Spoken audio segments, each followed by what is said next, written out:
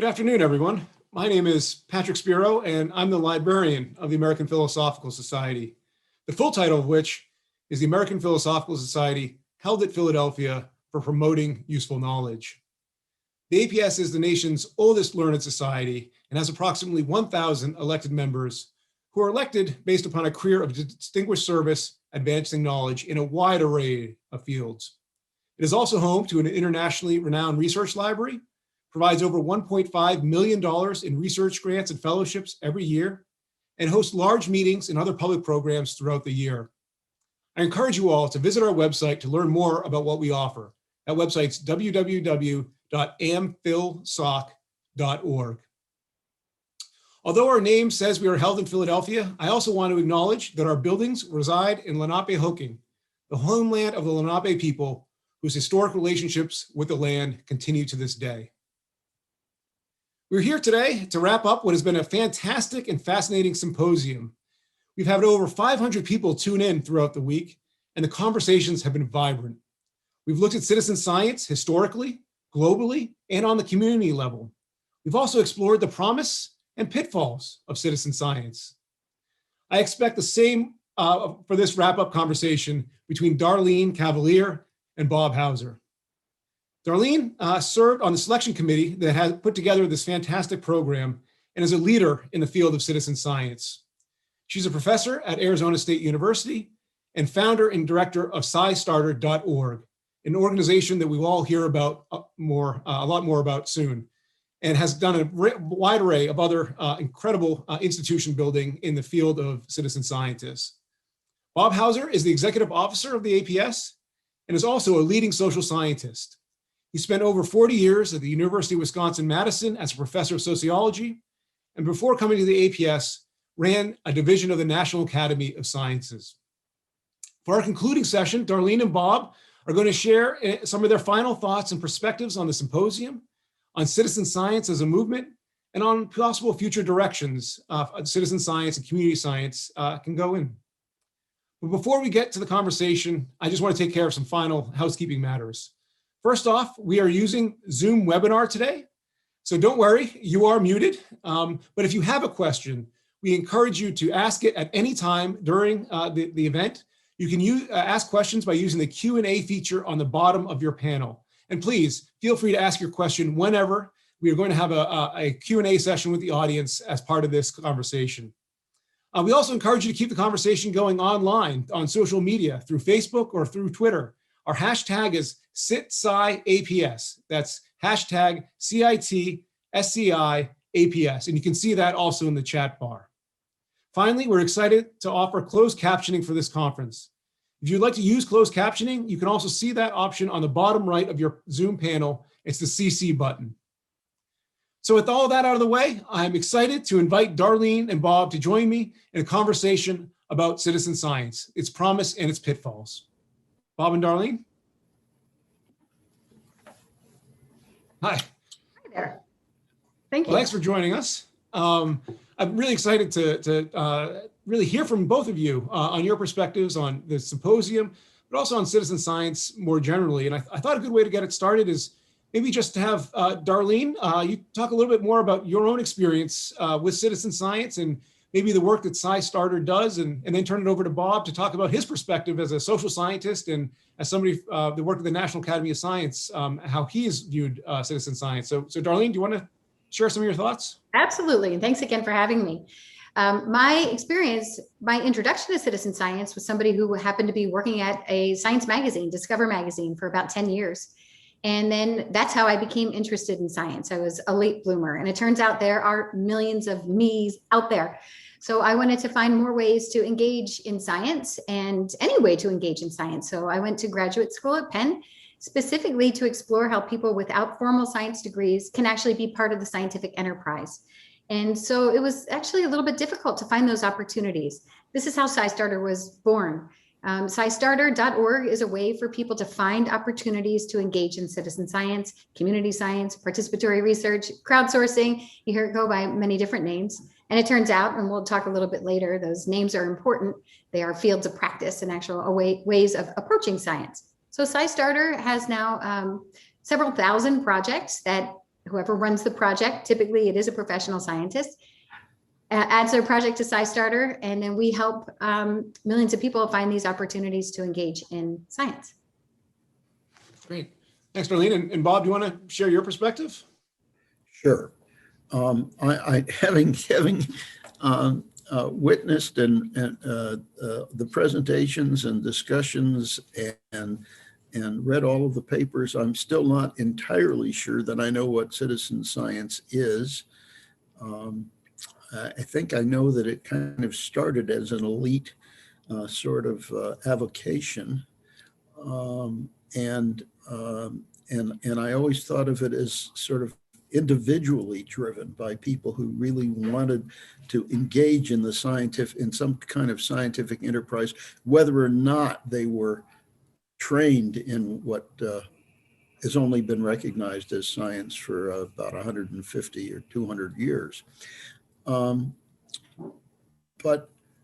there, as a social scientist, I think about participation in social surveys and related kinds of data gathering operations as a modern manifestation of citizen science that's really been sort of passed over in this discussion. One of the papers gave a most interesting account of the origins of social surveys as community-based activities, which gradually became delegated, where data collection gradually became delegated to students rather than the community volunteers, and then later became more or less professionalized. But I would regard the participants in those kinds of what we used to call subjects, but we don't call them participants, in that kind of research as citizen scientists. They're producing observations of themselves. And that's really important. Actually, that came out as, by way of example, in the paper on bread making, on sourdough starters, where in some sense the citizen scientists who are engaged in sourdough starter enterprises, in some sense became were both participants and subjects in that research undertaking. So I don't see this as a stretch. And I will give you one example, which is out of my own research. I was hired at the University of Wisconsin in 1969 to participate as a kind of a junior character in a longitudinal study of some 10,000 members of Wisconsin's high school class of 1957.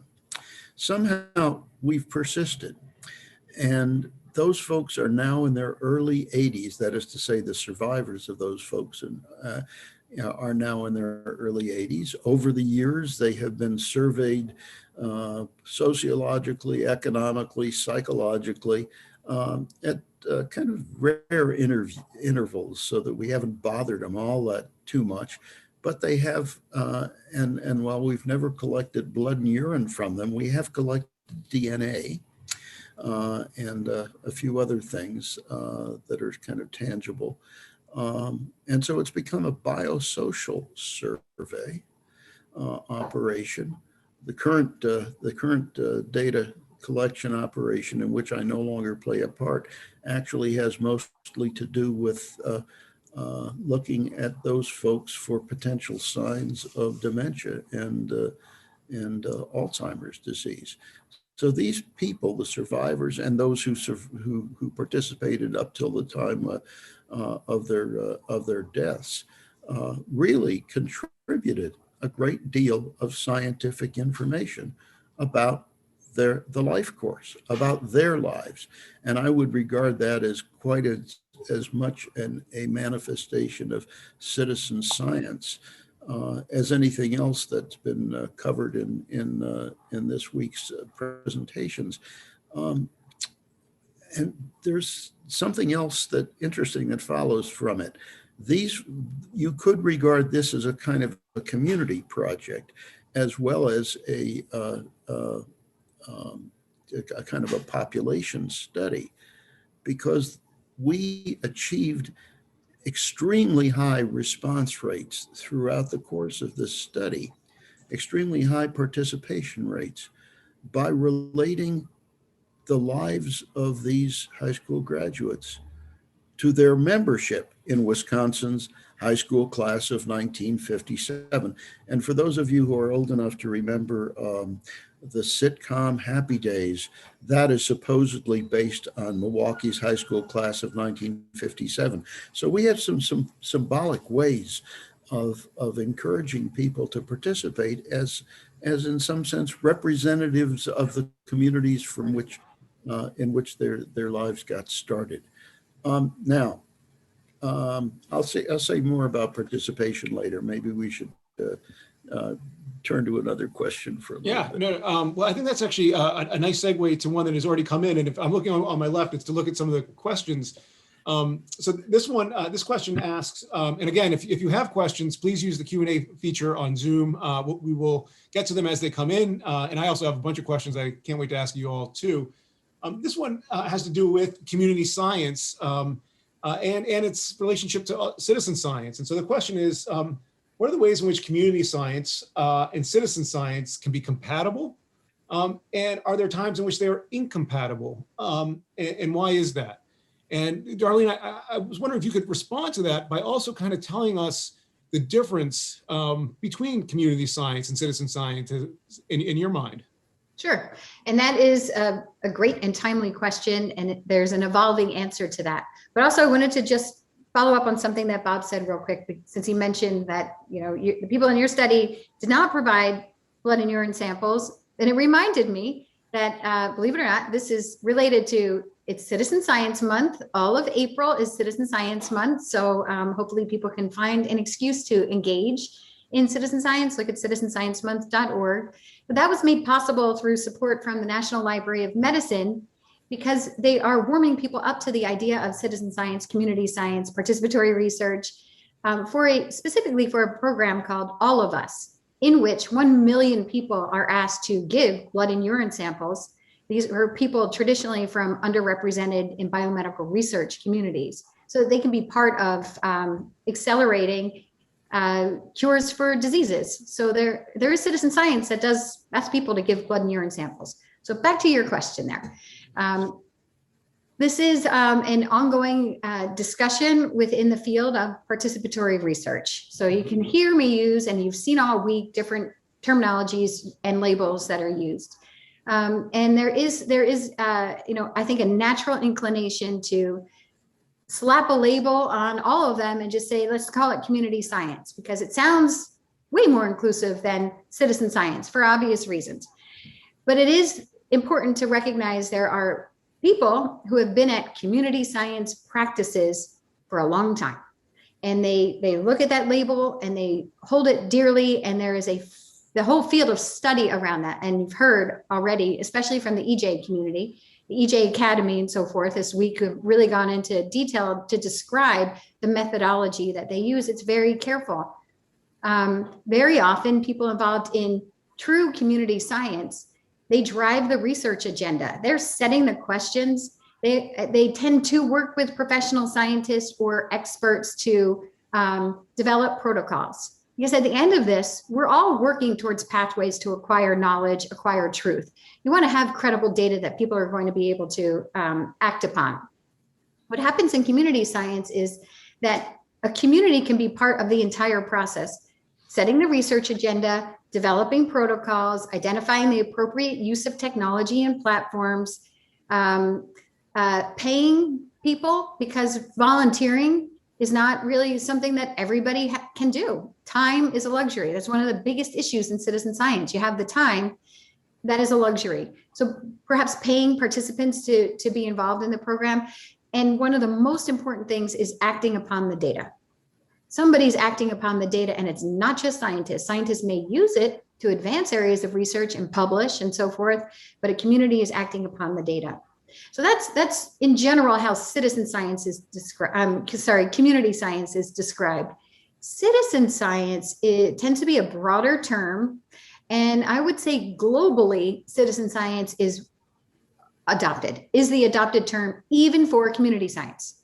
And part of that is because, as I mentioned, especially in California and some of the states that border up against Mexico and others where citizen is a very loaded term, some other countries are not dealing with that. And they specifically say, we're not changing. We're going to stick with citizen science because we see these as citizens of the world, citizens who are part of the scientific enterprise.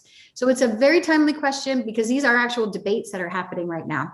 So you saw from Dr. Karen Cooper's opening keynote as well, all the different ways that we can describe citizen science, community science, participatory research. And she had that wonderful graphic with the umbrella, literally showing all these different ways of describing it.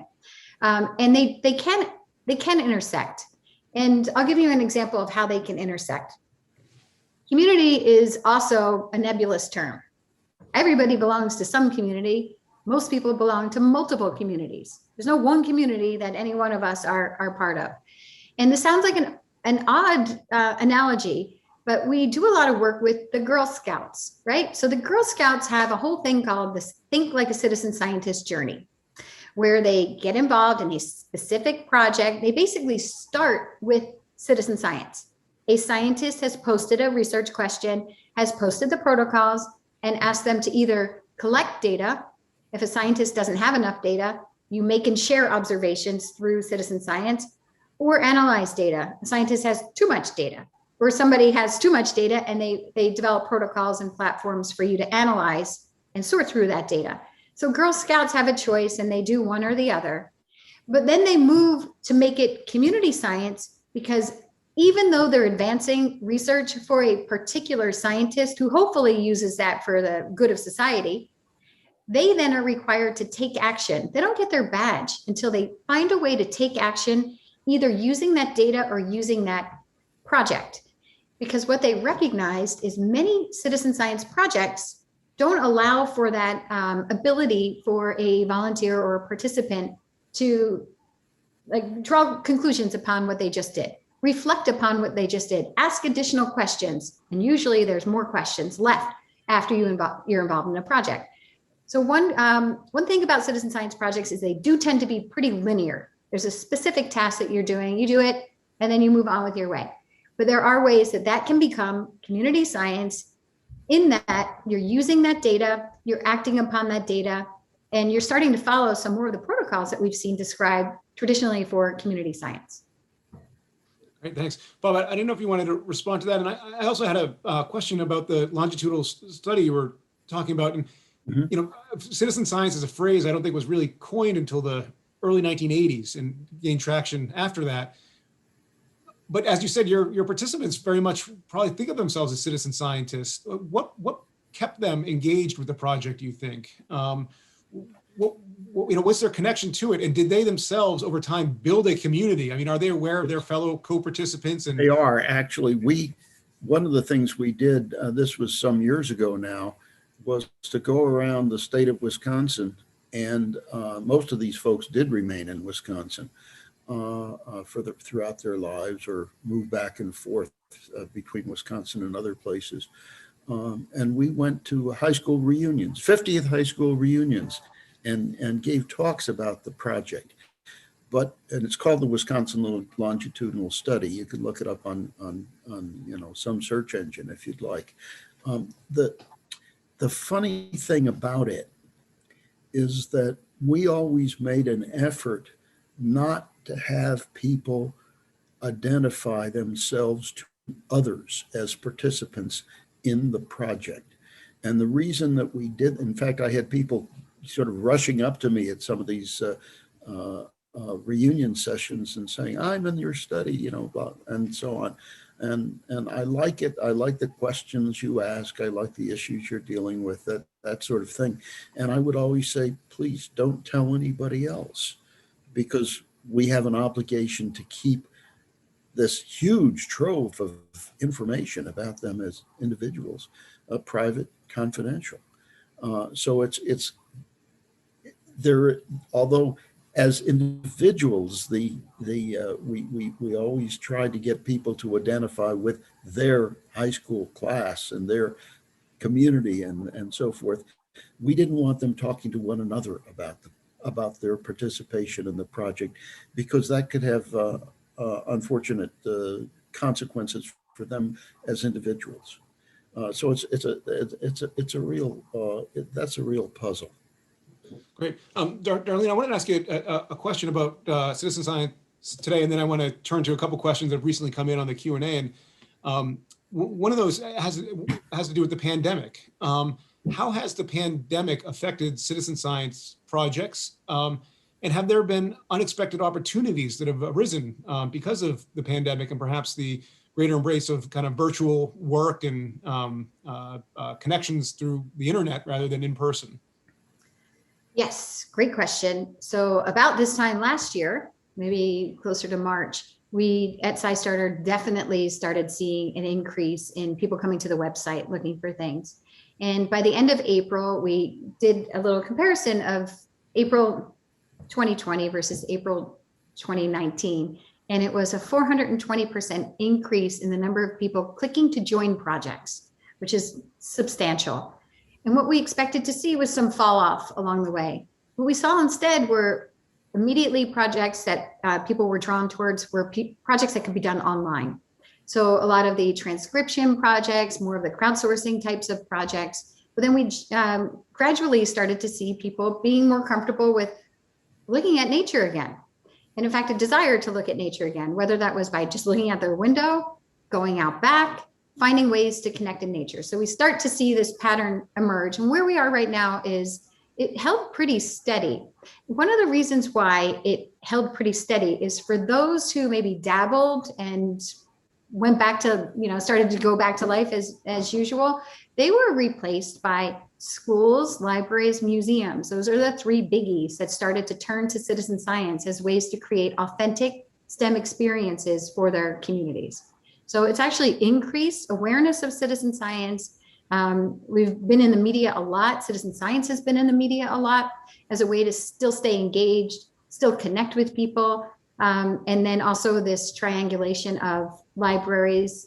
And I will add, there's even more, but we know of libraries, museums, and schools in particular. So learning, formal and informal learning environments, turning to citizen science as a way to supplement some programs that they may have had in person. Thanks. And Bob, kind of a similar question, which is so much of your research and that I know you're deeply engaged in are surveys, and how you see the future of surveys with the advent of the internet and the ways in which the pandemic maybe has affected the type of work that you and others undertake. There are a number of potential answers to that, and I'll try to see if I can keep my head clear enough to come up with more than one of them. One of the things that has happened in the pandemic is that major survey operations that require personal contact with people have been suspended.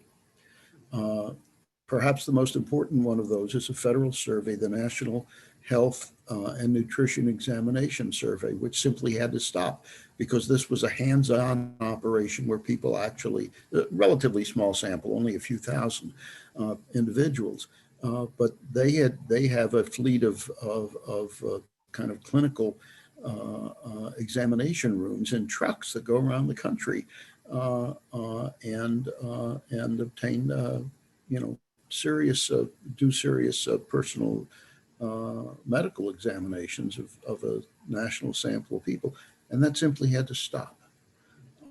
So that, and yet this was during the pandemic when it was extremely important to try to obtain information about the health of the population, and that simply could not continue. There's one of the great puzzles of that's one answer. Here's another. There's one of the great puzzles about this, and Darlene has already alluded to one example of it, has to do with reduced participation in some kinds of things, that activities that we would regard as citizen science, and increased participation in others. So we have all of this kind of interest in volunteering to engage in various data collection and observational activities of the sort that Darlene has described. And on the other hand, one of the most important things that's happened to the whole social survey and biosocial survey and whatever kind of survey you want to name it, enterprise, is that response rates have declined. The National Health and Nutrition Examination Survey used to have participation rates on the order of close to 90%. And now they're just over 50% before the pandemic. And that really creates serious problems in trying to find out what is going on in society. There's an even worse example of that, and that is political polling. And I think a lot of that has to do with the fact that we're over-surveyed. I mean, every time you buy a tube of toothpaste, somebody sends you a little survey thereafter to find out whether you like the flavor or not. But the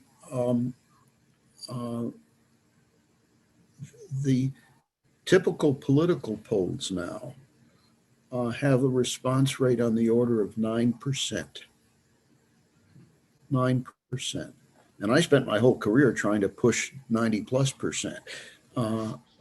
And so you have to, you really have to perform some kinds of statistical magic with those kinds of response rates in order to produce any kind of valid findings that could help to inform the public or help to inform public policy or inform basic science. Wow, that's fascinating. So we have some great questions that are coming in. I want to ask one for Darlene, and then one is perfect for Bob and his background. So Darlene, I'm going to try and combine two questions into one. And then Bob, of course, if you have any thoughts, feel free to chime in. So the question is citizen science defined by Western conceptions of science, or does it have the ability to break down national barriers to create a global scientific community?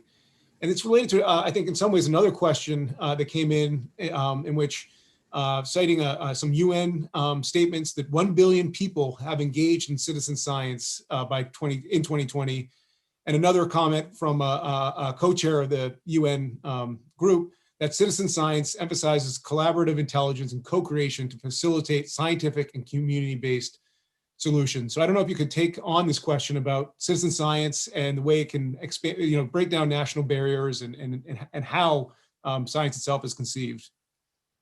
Well, there's a couple of things to address there. One is many projects are global in nature. Weather projects, different phenomena. Those are global projects. And it's really interesting for somebody who is in, let's say, Philadelphia, where most of us are based, participating in a project to be able to see data from people from all over the world.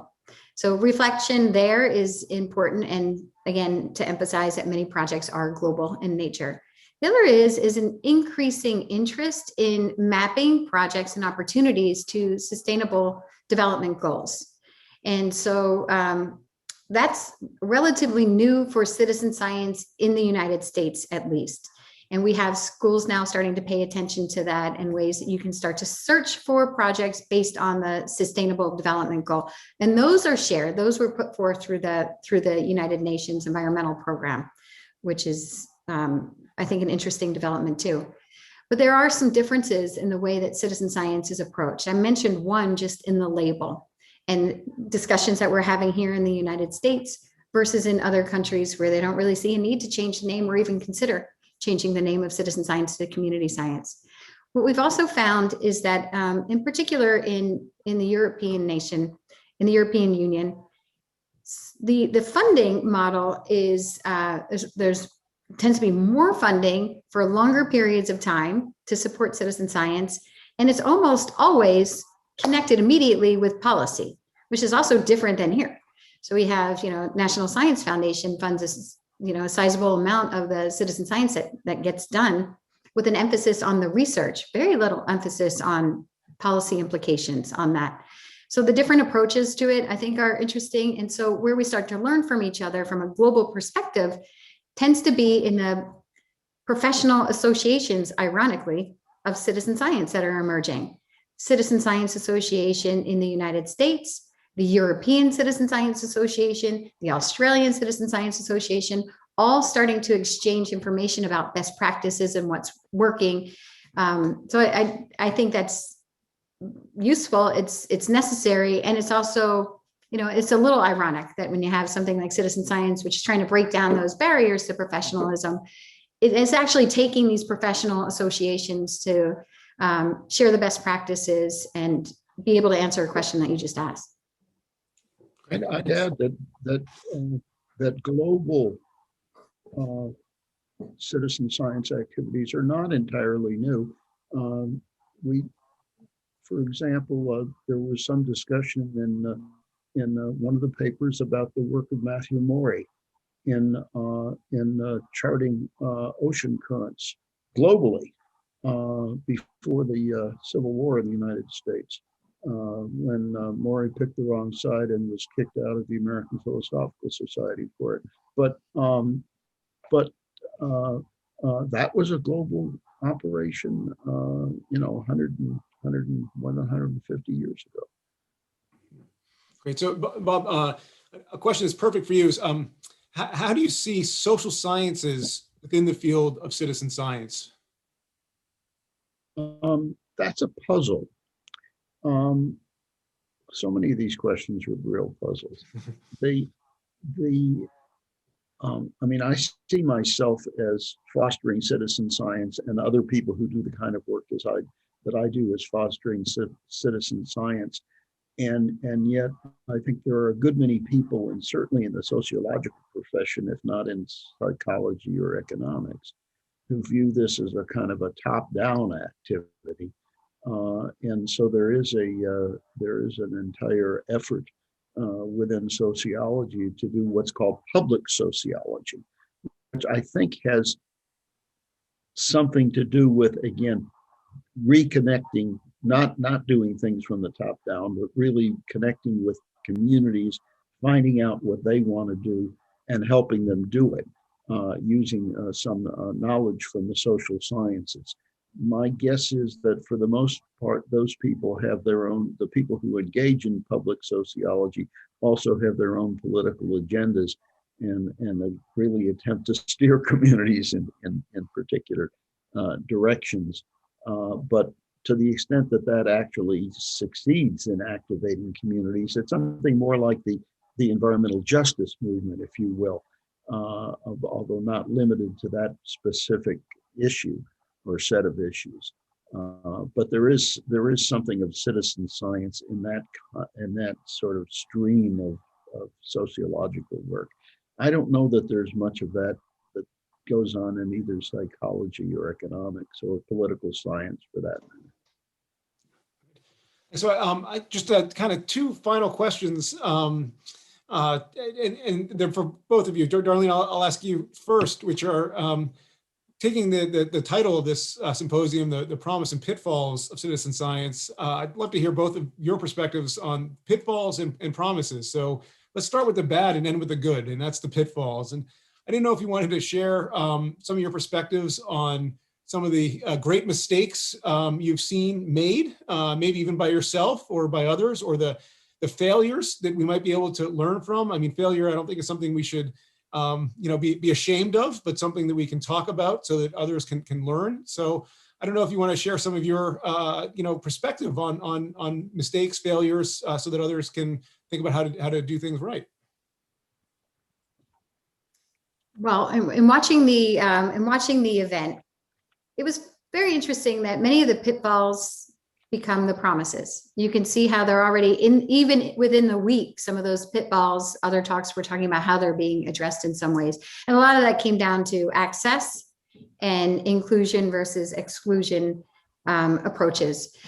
I do think there's another irony here, that we have our own pitfall in the week of conversations where the language in the public event, the topics were amazing. Language was a little difficult to decipher in our own talks. And I think it's just something that we could all be self-aware of, especially in an open public event. Language matters, and that could be a way of excluding people if they don't really feel comfortable with the language that's being spoken. That's not a criticism, even though it sounds like it. It is just something that for us all to kind of reflect on. Promises are interesting, and we can see that there's no one size fits all for citizen science. I mean, citizen science is as broad as science is. There's no one approach to science either. So it often takes an interdisciplinary team to design a project well, to design a project so that it can reach the audience that you need to reach to get your data or to empower a community. So I think we spoke a little bit earlier in the week or last week about the National Academies report that laid out some considerations for designing projects well. And in that case, it was designing to enhance science learning. So if science learning is one of your intended outcomes of your citizen science project, you have a nice blueprint through that National Academies report. But something that was very, very clear in there is that a researcher shouldn't be expected to also be an amazing instructional designer or a sociologist or an educator of some sort or a data analyst and other types or a technologist and others. It really does take an entire team to put together citizen science projects depending on the goal of them. So I would say that the promises were neat to see how they built upon the pitfalls mostly being about exclusionary practices. And then showing that, you know what, the science is better when you have a representation from, like a broad representation from many different stakeholders. It's not just because it's the right thing to do, especially in these days when you're funding a lot of the basic research, you have a right to be part of some of this research that's taking place. And it affects people, right? From an economic standpoint, societal impacts are about the people. So what I loved is that those were the pitfalls. And he had great examples. The woman who talked about the women getting involved in the mushroom research was one incubator. They're great stories of how the science became better when more people were involved in it. So the pitfalls became the promises. I would say there were some promises, and I may be jumping ahead a little bit, just kind of like maybe assuming what a question might be coming up of what wasn't said, or I can wait. And we can make that a different question, but it has to do with this in some ways. Oh yeah, no, go ahead. That's great. Okay. Is that a pitfall that still exists is scientists and researchers can continue to advance their research and therefore advance their careers with volunteers involved in their projects. A new area that I find really interesting and fascinating is this look at what's in it for the volunteer, right? What's in it for the volunteer? For the Girl Scouts, they get their badge. So everybody has different motivations for getting involved in citizen science projects. And it can change based on the project. Your reason for getting involved in a project, if you're a Girl Scout, may be to get the badge at first. But now you're exposed to citizen science, and now you may be awakened to the fact that there are other ways that you can learn more about the world around you or make a difference that way. Some people get involved because their life depends on it. They are being poisoned by their own air or soil or water. So they're involved for very different reasons. When we did a landscape analysis of the motivations that exist, drawing a lot on the literature from volunteerism, you can see that it just changes over time. And a lot of that does have to do with not just the motivation, but where you are in life. When you're a parent of young kids, you may have less time to volunteer for something. And when you're older, you may have more time. And your motivations may be because you want to just socially connect, you want to keep your brain sharp. So I think as we begin to understand that there is no one size that fits all for any approach to citizen science, but if we're being very clear and deliberate about inclusive practices, that's a promise. And that's something that to me, it seems like it's very consistent moving forward. The other promise that's related to that, where I was getting at, is this idea of starting to look at how we can translate these small acts of science into more formal accreditations for people, because they start to stack up over time, and we can start to see skills and competencies that people are either practicing or acquiring in the act of getting involved in citizen science projects. So my other hat is with Arizona State University, and that's where we are starting to look at, now we actually have evidence of participation in projects. We have a lot of metadata about those projects. We start to build in assessments, and we are starting to build towards formally recognizing people who are involved in these projects and starting to toy around with taxonomies that are used by LinkedIn and others who are seeking people who have certain skills and competencies. That's where I think it'll get very exciting, is where we can start to really reward the people who have been part of these citizen science projects. Great. Thanks. Bob? I would let me start with pitfalls, and it seems to me that perhaps aside from the issue of exclusion that was described so powerfully by Whitney's paper, let me turn to for a minute to Valeri's paper about the Fukushima disaster and what happened, because that paper sort of looked at all of the consequences over time of the disaster from the perspective of the people on the ground who were engaged in mostly in measurement with Geiger counters to try to figure out what was going on a continuing basis. And Valeri described the relationship between these people and government and corporate actors as what he called was it conflictual collaboration or something like that. If you look at it from the top down, it sounds like to me like those folks were just co-opted by the corporate actors, government or business, and I would say that is a serious pitfall because those folks may have been and may still be exposed to serious dangers of radiation, in spite of thinking that they're contributing to science and doing very well. I see that as potentially dangerous. What I really like, and this goes to in some ways speaks to the kinds of to SciStarter and all of the different opportunities that it offers.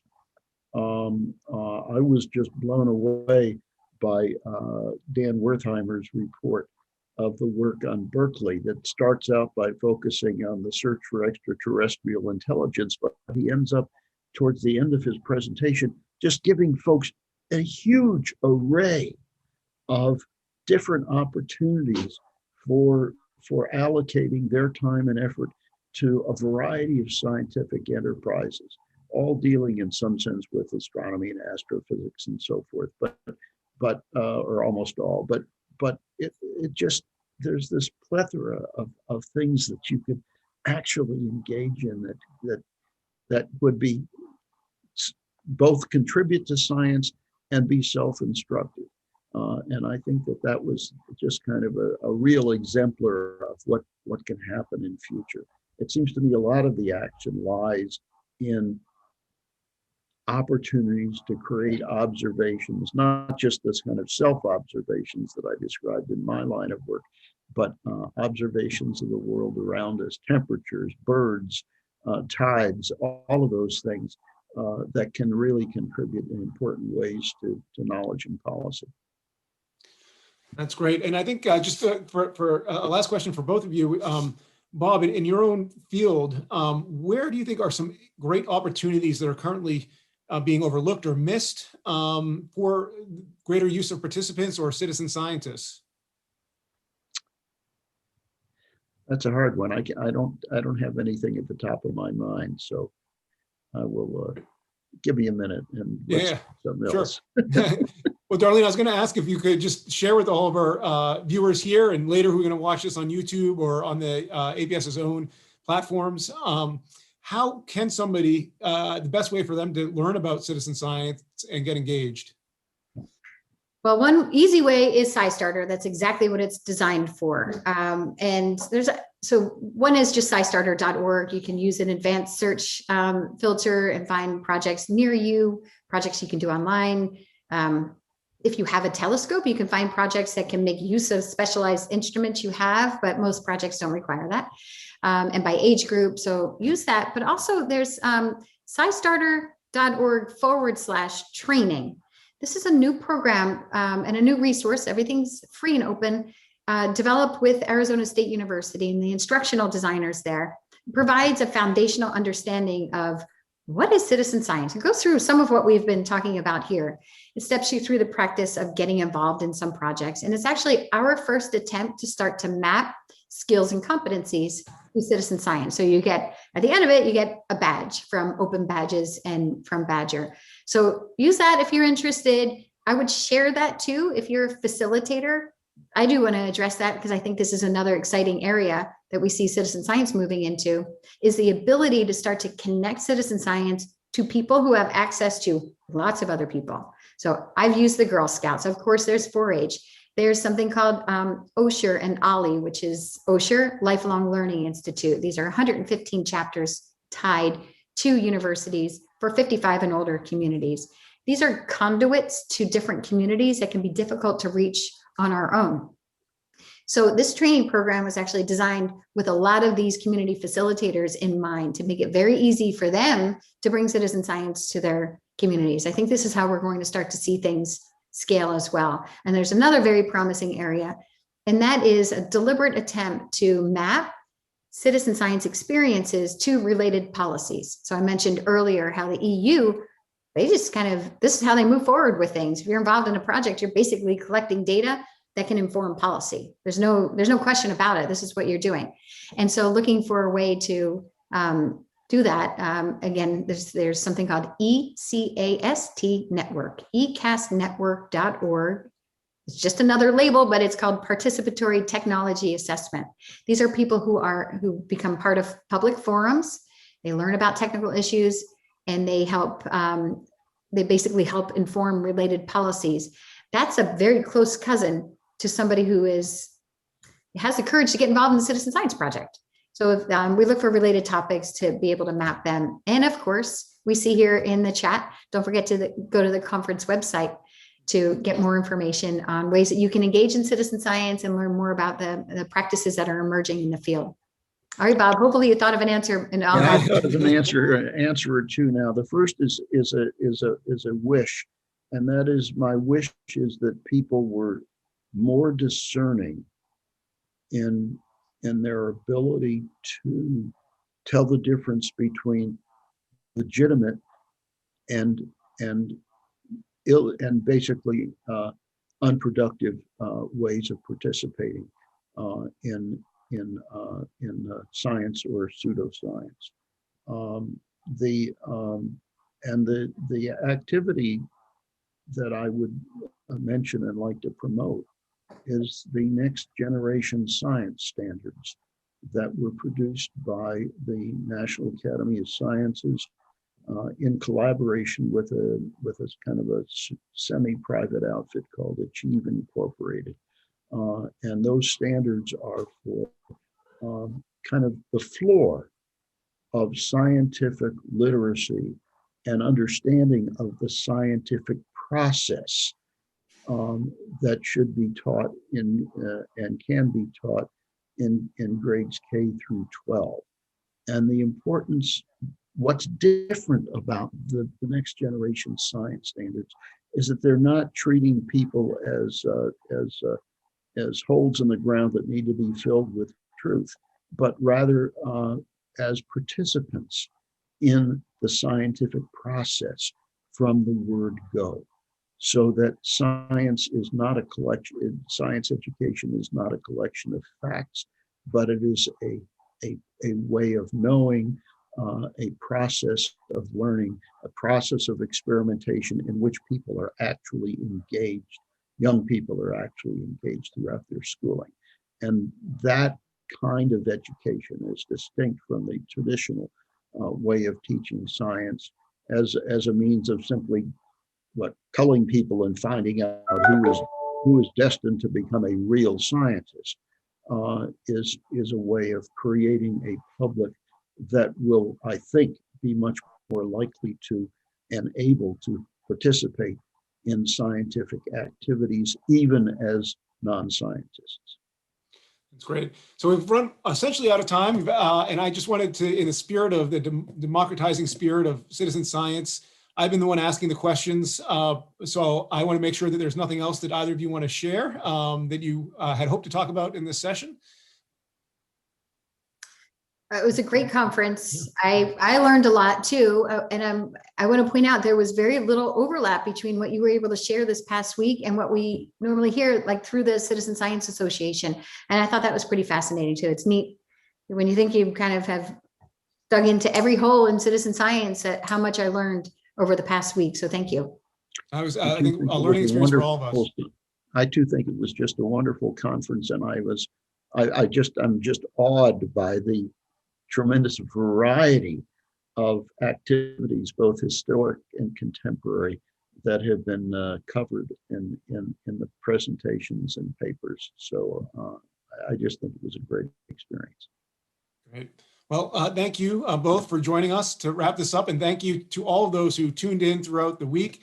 The APS is going to continue the conversations we started this week. We're going to post all of our videos online so that people can engage on our YouTube channel, but we're also going to continue the conversation throughout the rest of the year. We're going to monthly showcase citizen science projects on our virtual platforms. So please check out our website to see how you can continue this conversation with us in the months to come. Thank you all again. Special thanks to Adriana Link and Kyle Roberts for organizing so much of this conference. And thank you to all the participants who provided the content around which we all learned so much.